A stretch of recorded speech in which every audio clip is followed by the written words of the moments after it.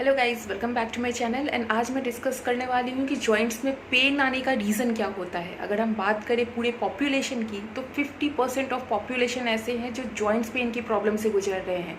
आज के डेट में देखा जाए तो बच्चे भी इससे नहीं बचे हैं। बच्चों में भी देखी जा रही है कि मसल्स पेन की प्रॉब्लम आ रही है, जो कि एक इनिशियल स्टेज होता है, शुरुआती तौर होता है आगे जाके बोन्स में प्रॉब्लम होने की।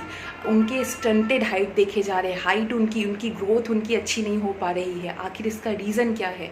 अगर बात करें एडल्ट की तो आज के डेट में सिर्फ ऐसा ही नहीं है कि 65 के ऊपर के एज ग्रुप में ये प्रॉब्लम देखी जा रही है, एडल्ट्स में भी ये प्रॉब्लम देखी जा रही है, किड्स में भी ये प्रॉब्लम देखी जा रही है। तो आखिर इसका रीज़न क्या है?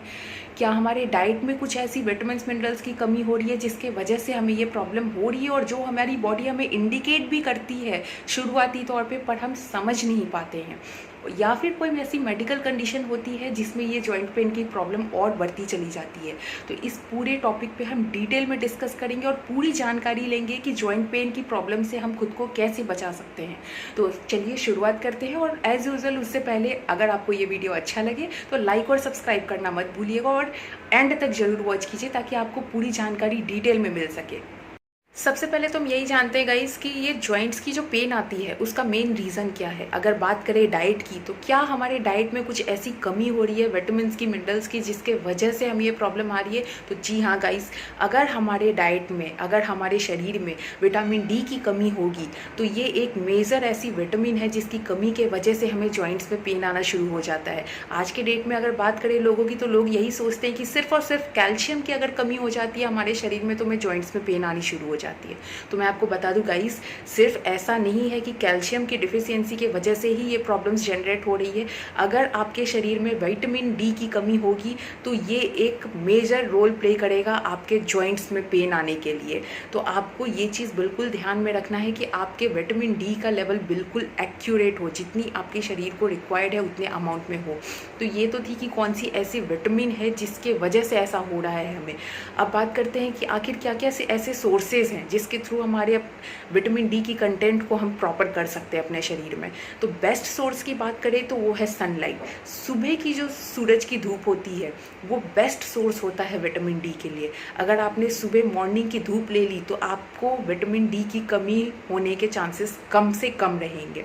अब अगर आप धूप की बात करोगे तो ये मत समझना आपकी दोपहर की भी धूप, मतलब हमें किसी भी समय की धूप लेनी ज़रूरी है, नहीं।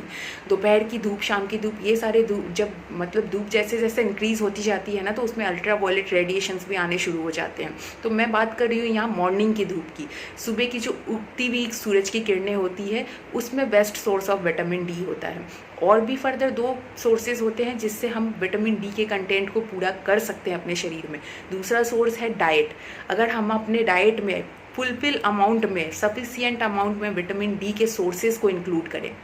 अब आप ये जानना चाहोगे कि सोर्सेज क्या हैं उसके, तो सोर्सेज जानने के लिए मैंने कुछ इमेजेस यहाँ डाले हैं कि क्या क्या ऐसे बेस्ट सोर्सेज हैं फूड में जिससे आप अपने विटामिन डी की कमी को पूरा कर सकते हैं। नेक्स्ट अगर बात करें तो नेक्स्ट है डाइटरी सप्लीमेंट्स। डाइटरी सप्लीमेंट्स के थ्रू भी हम अपने शरीर में विटामिन डी की कमी को पूरी कर सकते हैं। अब सप्लीमेंट्स अगर आप लेते हो तो वो एक बार आप डॉक्टर से चेकआउट ज़रूर करवा लो कि आपके शरीर को कितनी विटामिन डी की कमी है और कितनी आपको ज़रूरत है, क्योंकि आप खुद से ये नहीं समझ पाओगे कि आपके शरीर को कितनी रिक्वायरमेंट है विटामिन डी की, और आप खुद से अगर लेना शुरू करते हो तो मे बी आप ओवरडोज भी ले सकते हो। इसलिए डॉक्टर के प्रेस्क्रिप्शन के अंदर वो चीज़ को करो, डाइटरी सप्लीमेंट्स को लो। तो ये थे सोर्सेज आपके कि कौन कौन से ऐसे सोर्सेज हैं जिससे हम अपने विटामिन डी की कमी को पूरा कर सकते हैं। अब हम बात करते हैं कि ऐसे रिस्क फैक्टर क्या हैं, मतलब क्या ऐसा, कौन से ऐसे लोग हैं, कौन सी ऐसी बीमारी है जिसमें विटामिन डी की कमी हो जाती है, या फिर ऐसा कहो कि कौन कौन से लोग ज़्यादातर इसके रिस्क फैक्टर पे आते हैं। तो मैं आपको बता दूं, सबसे पहले नंबर पे तो ओबीज लोग आते हैं। जो लोग थोड़े मोटे होते हैं वो लोग इस फैक्टर में सबसे पहले आते हैं, जिनके शरीर में विटामिन डी की कमी होने के चांसेस ज़्यादा होते हैं।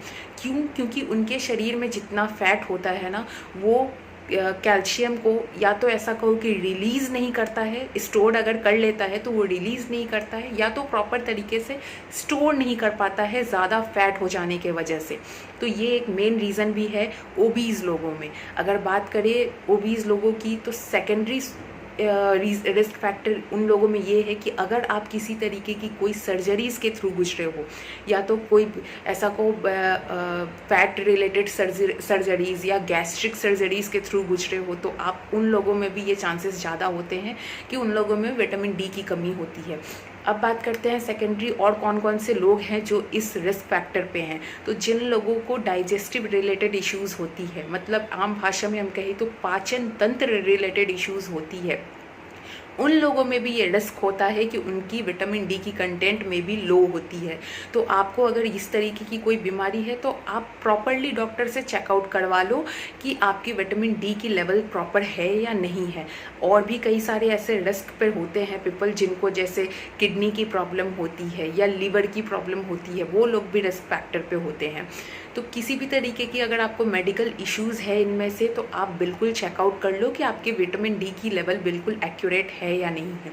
तो ये तो थे रिस्क फैक्टर कि कौन कौन से लोग इस रिस्क पे आते हैं।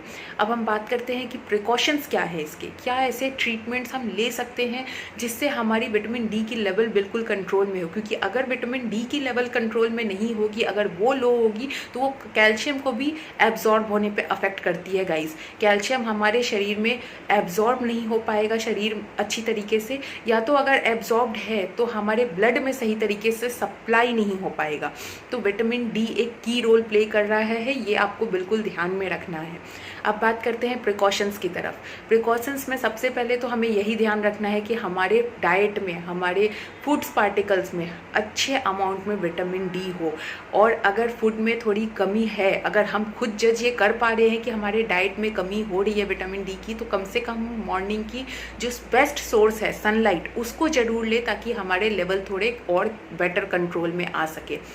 अगर आपके डॉक्टर आपको ये सजेस्ट करते हैं कि आप किसी डाइटरी सप्लीमेंट्स के थ्रू जाओ, आपके शरीर को रिक्वायर्ड है, तो आप ज़रूर उस डाइटरी सप्लीमेंट को इंक्लूड करो डेली बेसिस में, या फिर according to doctor suggestion, so that आपके शरीर में जो विटामिन डी की कमी है, जो फर्दर जाके अगर ट्रीटमेंट आपने नहीं ली, फर्दर जाके वो बड़ी बीमारी में भी कन्वर्ट हो जाता है गाइस।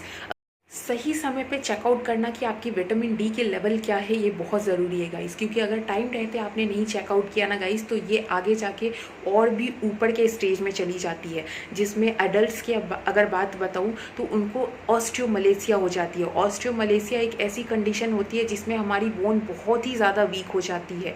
ज़रा सा हम गिरते हैं, हमें फ्रैक्चर्स आ जाते हैं, बहुत कमज़ोरी हो जाती है, हमें हमेशा मसल्स क्रैम्प आने शुरू हो जाते हैं, ऐठन जिसको हम कहते हैं आम भाषा में। और तब भी अगर हमने इस पे ध्यान नहीं दिया तो ये फाइनल स्टेज में चली जाती है, जो कि एक स्टेज का नाम है ऑस्टियोपोरोसिस। ये एक ऐसा स्टेज होता है गाइस जिसको आम भाषा में अगर समझाऊं तो आपने देखा भी होगा शायद, बहुत सारे लोग ऐसे हैं जिनकी स्पाइन की हड्डी ऐसे झुक जाती है, झुकाव आ जाती है उनकी स्पाइन की हड्डी में। उस स्टेज को ऑस्टियोपोरोसिस कहते हैं, जो कि हड्डी कमज़ोर हो जाने के वजह से प्रॉपर तरीके से विटामिन डी, कैल्शियम या और भी फर्दर विटामिन मिनरल्स की कमी हो जाने की वजह से ये फाइनल स्टेज में पहुंच जाती है। तो इसलिए आपको हमेशा ध्यान में रखना है कि विटामिन डी आपके जॉइंट्स के लिए बहुत बड़ा रोल प्ले करती है। अगर बच्चों की हम बात करें तो बच्चों में अगर ये कमी होगी विटामिन डी की, तो उनको रिकेट्स नाम की प्रॉब्लम हो जाती है, जिसमें बहुत ज़्यादा हड्डी कमज़ोर हो जाती है। बच्चे ज़रा सा गिरते हैं तो उनको फ्रैक्चर्स आने शुरू हो जाते हैं।